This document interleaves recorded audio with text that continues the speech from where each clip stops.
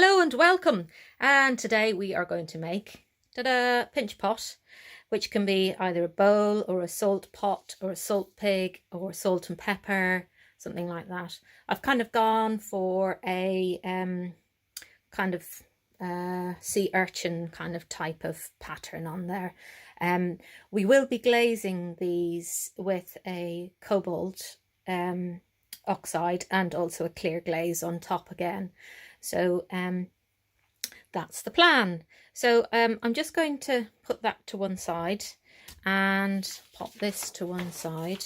Now what you've got more than likely in your pack is just a piece of clay like this. So I'm going to take the kitchen knife, don't tell Andy, otherwise I'll be in trouble, and I'm just going to pop it into my hand and just smack it into a round shape like that.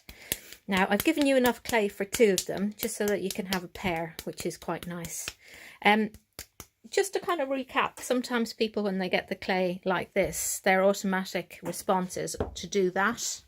Right, that never works because you get all kinds of peculiar shapes and also creases in there. So what you're better off doing is just using that natural concave in your hand and just smacking it and shaping it into there like that. And then if you've got any creases, oops, need to remember where to show you, any creases like that, just smooth them over with your finger.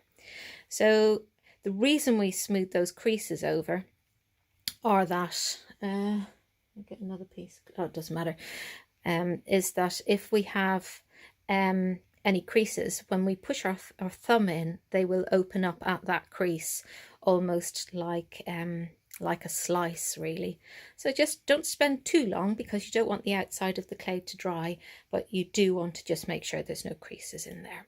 So those of you that have done the bird with me before, it's exactly the same process. So taking your thumb into the middle like that, and what you're going to do is, if you imagine yourself walking a very slow spiral staircase all the way to the top, to the opening or the mouth of the pot, then that's what you need to do.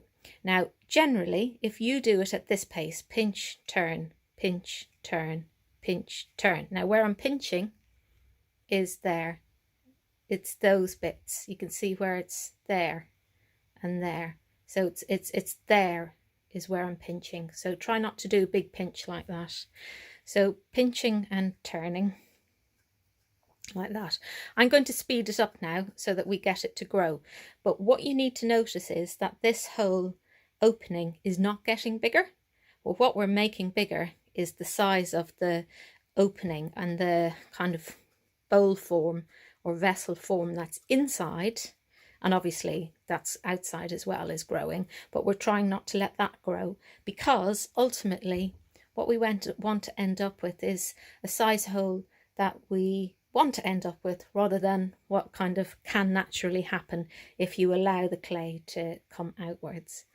So pinching in. Now one of the ways of achieving that is, you can see my shape of my thumb going like that.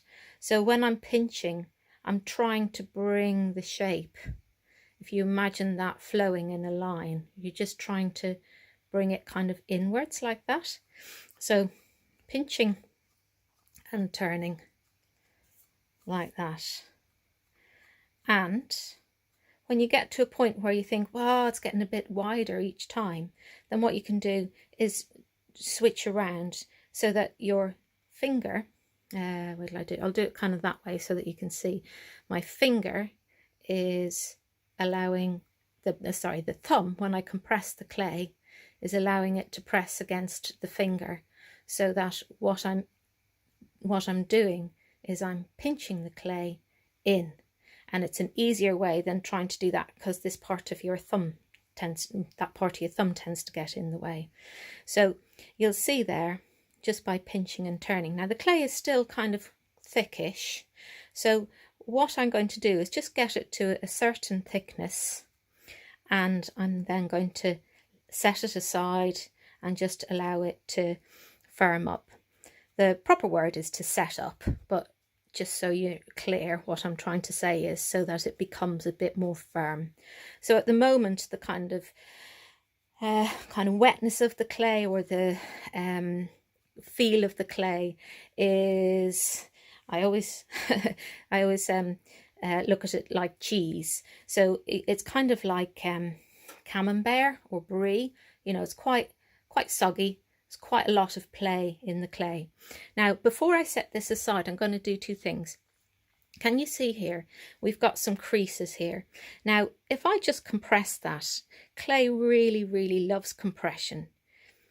Absolutely loves it. It doesn't like being kind of stressed and pulled apart, but it loves being compressed, where it's all compact. So I'm just smoothing that out there.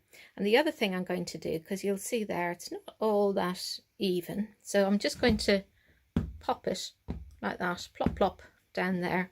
I'm just going to put that aside. Now, if I had have left that with creases in it, they would have been more difficult to tidy up later. So here's one, here's one I made earlier. Here's one I made earlier. So you can see this one is the one I've just done. And this one, there is some play in it, but it's much more like cheddar cheese now. So I'm going to put that one aside. So what I would suggest that you do is just leave it overnight, or leave it out in the open, and you can check on it from time to time. But what I would do is just leave it on a piece of wood, on a board, something like that, and lightly cover with plastic, and just check on it from time to time.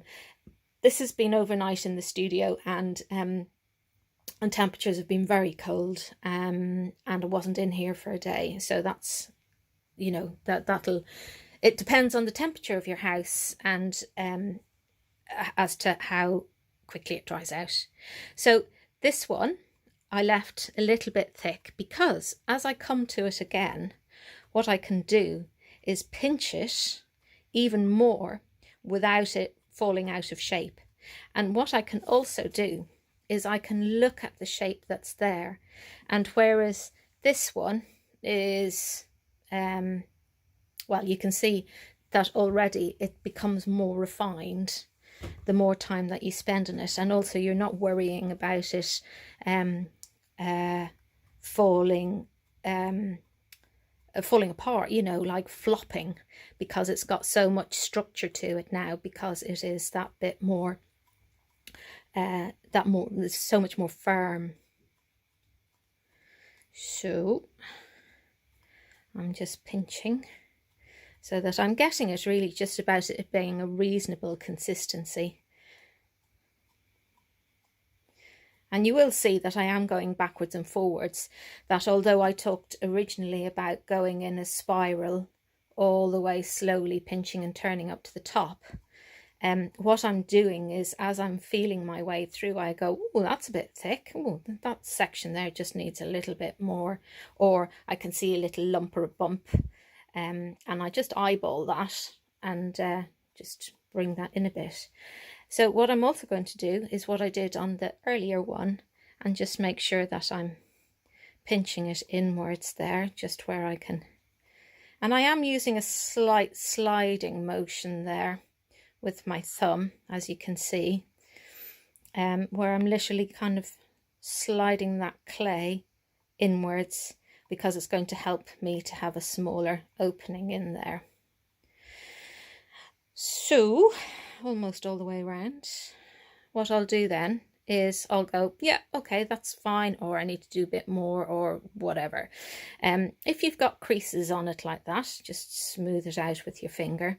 Sometimes people say to me, can't I use a sponge on it at this stage? And yes, you can if you want to. Personally, I really like to see where people's hands have been. I like that thing of the maker's mark and seeing the mark of somebody's hand in it. But if you want to, sticking that in, just using a piece of sponge. You can be sponge from the sink, it doesn't have to be anything special, but by going in different directions you will manage to smooth that out. But it's really important not to get it too wet. So you can see just there, it's a little bit smoother than there. But, you know, it's what floats your boat, really. So I would then just use my finger and just compress the clay around that opening, just to make sure that that is, I'm making sure it's compressed so that when it fires, that there's no little creases that are going to cause a weak point. And we all know what happens. If there's weak points places, then they tend to just open out and cause crack. So we don't want that. So I'm just smoothing that with my finger. So at this stage, you can see I just have, this has just been sitting there. So I can decide to have it straight up. Let's just get a little board so that I can show you what I mean. Right, so you can have it, I'm going to do it like this. So you can either have it straight up like that, you can have it on its side like that, depending on, you know, what it is that you want. So I've got one that I did on its side like that there. So what I'm going to do is another one, because I think we might even use these as either salt and pepper pot, or I could have sugar in one, you know, something like that. So what I'm going to do is just going to tilt it like that, and with my hands nice and steady, I'm popping it all down there, and I can see that I've got this kind of flat area. Now, one of the things that sometimes happens with bottoms on pots is that you get them out and they're not really all that steady, and they rock around a little bit. So just something that you can do to stop that from happening is just to give it a little bevel like that. So I'm just gently making a circular motion on here, and I'm gently pushing up the clay, and I'll show you that on the side. All right, can you see that? It's like a refresher. Might be just me that's old enough to remember refreshers. Ooh, my mouth's watering even at the thought of it. So that just means that when that is sitting down, it's not going to be unsteady. It's nice flat bottom because it literally is sitting, as you can see, on a rim. What I'll do is just drag it on here just to show you how it sits on a rim then, just to show you how that, there you go, you can see that. Now you don't need to drag it, I just did that so that you'd be able to see it better. So that's slightly concave. Okay, so now you've got this. Now we are going to use cobalt oxide and clear glaze. So when we did our birds, which were two pieces together like that, these were two pinch pots that we put together to create our bird. But what we are going to do is, instead of this area wherever there's any texture, this is the same clay, it's KGM, and I fire this one to earthenware. I do actually fire it to cone 6 as well, which is 1240 in oxidation, but on here this is cone 6, sorry, this is earthenware. So on here we have copper, black copper oxide with a clear glaze, and what we're going to be doing this time is using cobalt, so it'll be blue. So it's just to kind of change it up a bit. And as with all oxides, just to note this little bit here, see if I can get a good, okay, so with any of the oxides, if they're really, really thick, mixed in with the glaze, you can get it going really quite silvery. Depending on what colour, sometimes it'll end up being quite kind of goldy, like if you were using manganese, it would be a lot more gold, depending on what the glaze was. Depends how things, it's like a food recipe, a glaze recipe, so it depends what's in it as to what you get out of it, really. So anyway, let's put that aside, but it's just to say that they're going to be a blue colour. Okay, so with this one, what did I do on that one? Oh yeah, so I always have a collection of pens, broken pens, not because they were broken to begin with, but because I always need just this little bit here, because it just makes such a nice kind of impression here. So I just went and pushed that into the clay like that, and that's that one. And then this one, thinking about doing something slightly different. What I might do actually, I know you don't have a turntable, but just because I'm able to show it to you a little bit easier. Yeah, that's good, isn't it? Right, let's crack on. So what I'm going to do is always when I take when I'm thinking about sectioning things up, I do north, south, east and west, so that I know where I'm going to kind of approach it from. So I'm going to do a similar one to that one down there, but what I do is start top, bottom, left, right, north, south, east and west, and then one in between, and then that gives me a guide for the rest of what I'm aiming to do. So where am I going to start with this one? So all I'm going to do, if I put it there you might see it better, is okay, so when I've spoken to you about clay before, I've talked about how one hand it works as a tool and the other hand works as a support or a former. And that's always the way. So even if you're ambidextrous, you can just use the opposite hand for whatever support it needs. You can take it up in your hand. I'm just trying to keep my try and keep it out of the way of the camera. So north. And the other thing is because this is drier than the clay that we started with, it does make it that bit easier to hold without it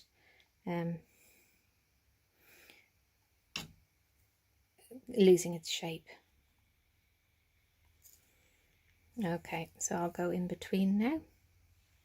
Gosh, let's get rid of this. It's too high for you to see what I'm doing.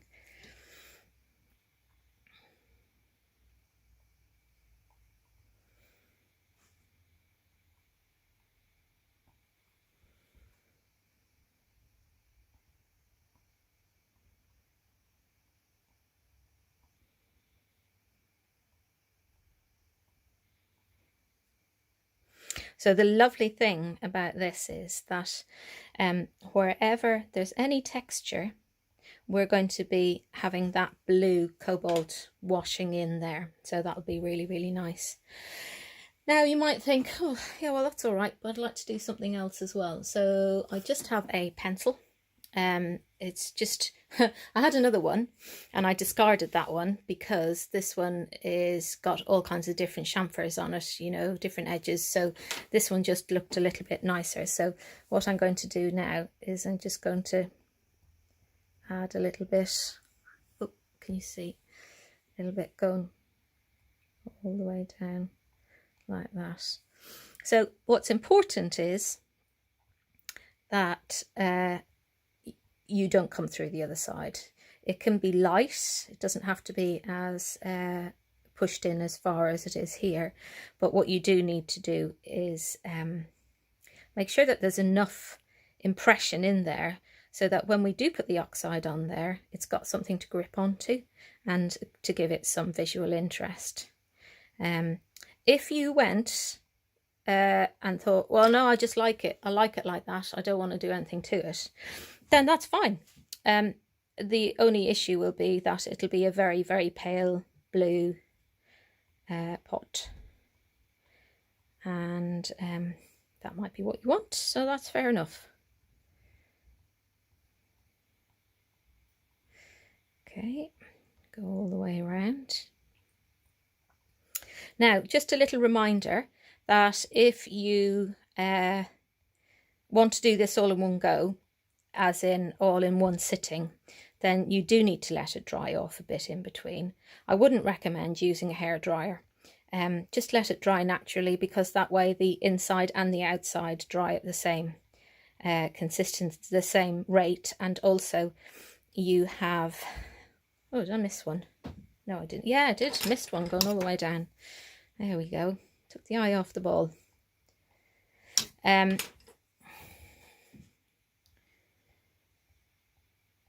Yeah, let it dry at its own pace. So sometimes when you use a hairdryer, unless you're kind of pretty skilled and have done kind of lots of clay work, what can happen is that you cause stress points in the clay and then it doesn't dry evenly and then you get a crack and it's all very disappointing. So don't rush it, just do it in one, give it time. So there we go. I think that reminds me very much of a sea urchin. I like that. And it's sitting nicely on that little kind of bottom there. So before I would leave it, I would just make sure that the area there is nicely finished off. And there you have it. If you want to, you can put some kind of a decoration in the bottom. However, you know what I'm all going to say. Yeah, you do.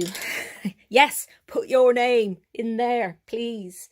It's the bane of my life when I bring them back here for firing. So put your name in here, K-A-R-E-N.